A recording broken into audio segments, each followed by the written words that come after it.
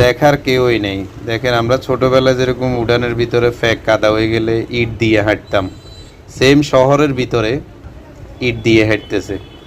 কারণ রেল গেটে, ফেনী রেল গেটে এই ময়লা স্তূপটা আজকে 1 সপ্তাহ, এখানে কি যেন একটা সংস্কার কাজ হয়েছে, এরপর থেকে এগুলা সরানো হয় নাই।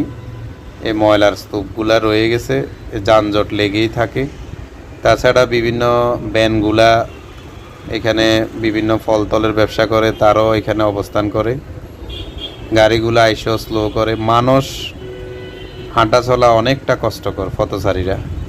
এর ভিতরে আপনার মহিলা, শিশু, বাচ্চা এদের তো অনেকটাই কষ্ট হয় এই জায়গাটা পার হইতে।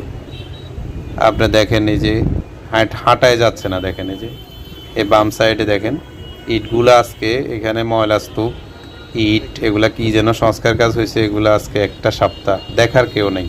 আমি সবাই দৃষ্টি আকর্ষণ করছি, এগুলা এই বর্ষাকালীন, এর ভিতরে অনেকগুলা গাড়ি এই রোড দিয়ে যাতায়াত করে, পথচারীরা যাতায়াত করে।